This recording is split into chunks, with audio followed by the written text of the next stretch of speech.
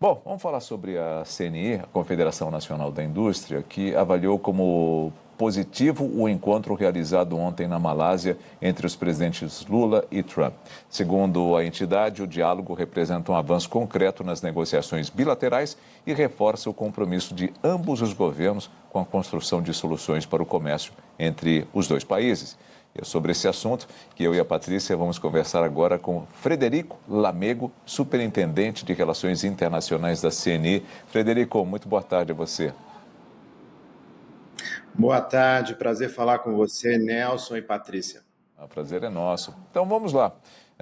Como vocês receberam essa notícia, ou essa possibilidade de que acordos poderão acontecer e que o tarifaço possa cair naquela proporcionalidade de 40% pelo qual nós somos taxados? Como vocês veem essa possibilidade? Olha, a gente acredita, primeiro, que o cenário é outro, quando nós comparamos com o cenário que tínhamos em agosto e, sobretudo, no início de setembro, quando nós da CNI organizamos uma missão ampla para os Estados Unidos, que nós levamos mais de 150 empresários, e quando nós comparamos todo o esforço de abertura de contatos que nós fizemos com o governo americano e o que está passando a vigorar agora, a gente acredita que de fato há uma expectativa muito alta para que saia um acordo entre as partes e torcendo para que saia até o final do ano. Esse é um pouco do nosso entendimento. E quando a gente escuta as pessoas do lado da nossa base, os nossos empresários, todos estão muito preocupados ainda com a não resolução da questão e torcendo para que haja uma redução, pelo menos temporária, das tarifas, aí, a partir de algum eventual anúncio que se daria com o início das negociações. Agora, Frederico, então, assim, avaliando o processo desde o início, né, quando o Brasil foi taxado, houve uma pressão muito grande para que o presidente Lula pegasse no telefone, ligasse para o Trump, ou também parte ali do mercado, dos especialistas, falavam sobre uma retaliação. O governo, o presidente Lula, agiu certo até aqui, aguardando o momento certo dessa aproximação, evitando o embate lá no começo, mas com uma voz ali de firmeza em relação a essa relação comercial entre Brasil e Estados Unidos? Olha, essa é uma excelente pergunta, Patrícia. Eu não vou entrar aqui nas questões políticas, mas sobretudo no aspecto econômico.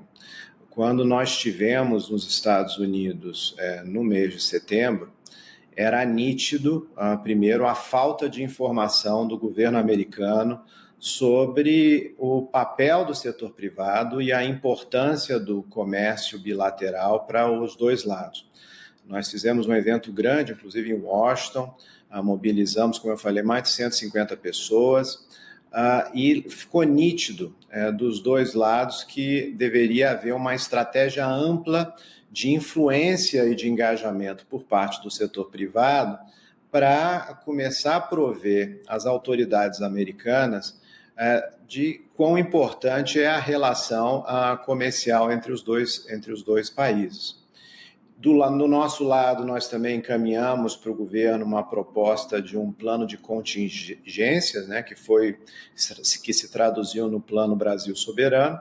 Então, desde lá até o que aconteceu ontem, já havia claramente reuniões acontecendo entre representantes do governo brasileiro e com o governo americano. Agora, claro que o tom está muito mais amistoso. Então, não dá para fazer esse tipo de afirmação se caberia ter uma conversa antes ou depois. Agora, é importante ressaltar que o fato do Brasil não ter colocado nenhuma medida retaliatória a partir dessa imposição das tarifas de 50% foi muito importante para baixar a temperatura e permitir a abertura de canais aí mais sólidos de comunicação. Frederico, bom, o Brasil tem ainda a sua balança comercial superavitária, mesmo com toda essa taxação imposta pelos Estados Unidos. Ou seja, de certa forma, o empresariado conseguiu reverter uma situação que parecia bastante prejudicial ao nosso país. E eu estava lendo um pouco antes da gente entrar no ar aqui mais cedo, que o presidente Trump, a Casa Branca, elogiou essa reunião entre os dois, mas disse que não sabe se as coisas serão decididas, ou seja, se o tarifaço poderá sair. Na negativa ou numa diminuição que não seja suficiente, como é que a gente segue nessa história? Como é que a CNI segue nessa história? Olha, não queremos trabalhar com essa hipótese. Nós estamos torcendo para que saia um acordo.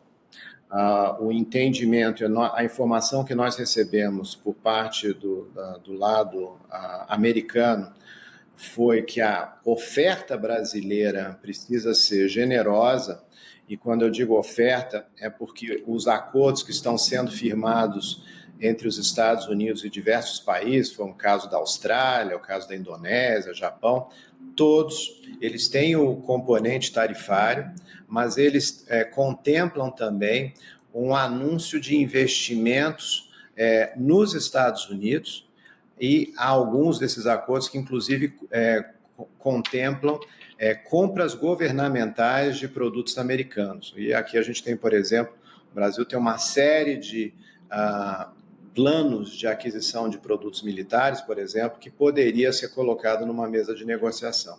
Acho que a mensagem, Nelson, e a perspectiva da CNI é que, sobre a ótica do governo americano e também um pouco da ótica da CNI, há um espaço para sair um acordo até mais amplo que um acordo tarifário que venha a revitalizar mais ainda as nossas relações comerciais entre os dois países. Só que, para isso, nós precisamos colocar numa mesa de negociação esses diversos componentes. Outro tema também é o tema dos minerais críticos, né? Qual que é uma proposta do Brasil para criar uma agenda positiva? E eu colocaria como contexto internacional um fator importante, que, em função de todas essas frentes que foram abertas pelo governo Trump, sobretudo no caso da China, né, que ainda não se sabe qual vai ser o desfecho efetivo, o Brasil passa a ser um parceiro relevante para os Estados Unidos. Então, nós temos hoje uma possibilidade de sair com um acordo, e pela troca de mensagens aí entre os dois presidentes, esse clima positivo foi colocado. E quando a gente olha também que existe a participação dos representantes do comércio nas reuniões, isso também é mais um sinal positivo, porque o tema Brasil estava localizado no Departamento de Estado. Agora, Frederico, esse clima positivo, em que impacta a produção industrial? Como isso impacta a mente dos empresários e tal? Ou isso só muda tendo uma medida prática já valendo? Afinal de contas, né, essas negociações podem levar meses, semanas. Há, claro, né, um anseio para que tenhamos algum resultado até o final do ano, mas o final do ano está logo ali, né? Olha, Patrícia, nós precisamos resolver a questão quanto antes. Como você bem colocou, só um anúncio de um acordo vai passar um sinal de tranquilidade ou de amenizar os problemas que já foram criados, aí, sobretudo para as pequenas e médias empresas brasileiras em diversos estados que exportam e dependem do mercado americano. E nós, como eu falei anteriormente, nós ajudamos o governo para estruturar o Plano Brasil Soberano, né? E esse é um plano de contingência emergencial, mas que também não resolve. Caso esse impasse e as negociações durem mais tempo, é importante que o Brasil continue abrindo novas frentes comerciais, aí, sobretudo com as regiões que mais crescem no mundo, como é o caso da Índia, como é o caso do Sudeste Asiático. O Canadá também manifestou interesse de abrir uma agenda comercial com o Brasil, o Reino Unido, para você começar a ampliar o leque de opções para os exportadores brasileiros. Isso é uma loja que não vai ter mais como se retroceder, sobretudo no atual contexto geopolítico, onde o multilateralismo perde força e os acordos bilaterais vão ser um dos principais instrumentos para os países conseguirem se projetar no cenário internacional de uma forma mais competitiva. A Índia, por exemplo, está negociando hoje mais de 13 acordos ao mesmo tempo. Então, é muito salutar ver finalmente o governo brasileiro ampliando o leque de acordos para diminuir os riscos futuros comerciais para o país. Frederico, você falou da China, e a China tem realmente ali carta na manga para lidar com os Estados Unidos, tanto que os Estados Unidos tarifam e a China vai lá e não pensa duas vezes em fazer retaliações ou em tomar outras medidas que não agradem ao governo americano. O Brasil não está nessa posição, né? Ele não retaliou, obviamente, foi uma boa saída que o Brasil teve, mas de qualquer forma, que ele poderia oferecer a ponto de realmente reverter toda essa situação. Eu queria te fazer mais uma colocação aqui. O que fez o presidente Donald Trump mudar essa configuração, mudar essa opinião que tinha a respeito do Brasil? Olha, eu vou começar respondendo a segunda pergunta. Eu acredito que essa mudança de percepção foi fruto de uma mobilização ampla de diversos atores que buscaram criar uma agenda positiva nos Estados Unidos, buscaram estabelecer contatos com diversas autoridades americanas, a exemplo da CNI, mas houve outras instituições que fizeram o mesmo, e somado a um trabalho aí de bastidor por parte da diplomacia brasileira e sob a liderança do nosso vice-presidente, ministro Alckmin. Todos esses fatores acabaram por contribuir para essa mudança de postura, na minha opinião. Quanto à questão sobre como é que esses segmentos vão se dar, como é que vai se dar essa relação nos próximos tempos, a China, hoje, ela de fato, ela tem o que os americanos chamam de leverage, muito forte para efeito de negociação, como você bem colocou. Da parte da CNI, nós propusemos originalmente 3 propostas de projetos para abrir um canal de diálogo com o governo americano nos temas de minerais críticos, data centers e SAF. E esse é um pouco da agenda propositiva que nós sugerimos para o governo brasileiro colocar numa mesa de negociação. Então, por exemplo, na agenda de combustíveis sustentáveis, os americanos chamam de sintéticos, de aviação, tanto o Brasil quanto os Estados Unidos são grandes produtores de etanol. Por que não formar uma aliança onde houvesse troca de tecnologia para que os países pudessem ter um papel mais protagônico no futuro? Esse foi um exemplo aqui que eu estou colocando. Nós também soubemos do lado americano que há um interesse para se discutir agendas no tema de energia e defesa. Então, quando a gente olha o papel do Brasil, aí que está se posicionando como um potencial, um grande ator no tema de transição energética, e mesmo tirando essa agenda sustentável, que talvez não seja atrativa aos olhos do americano, mas quando a gente coloca também por exemplo, a descoberta da margem equatorial, são elementos que você pode colocar numa mesa de negociação e mostrar que há amplo espaço para se repensar a cooperação entre os dois países. Muito bem, Frederico, ainda aproveitando aqui a nossa conversa, a gente tem acompanhado o presidente Lula na Malásia. Durante a coletiva de imprensa, ali conversando com os jornalistas, a gente vai rever o trecho aqui em que Lula afirmou que está convencido de que em poucos dias, olha o otimismo do presidente, terá uma solução, disse ele, entre Brasil e Estados Unidos. Eu disse para ele o que eu tinha dito por telefone, de que o Brasil e os Estados Unidos, como as duas mais importantes democracias da América e do mundo, do Ocidente, a gente tem que dar exemplo de cordialidade, exemplo de livre comércio, exemplo de multilateralismo. E é isso que eu vou continuar fazendo.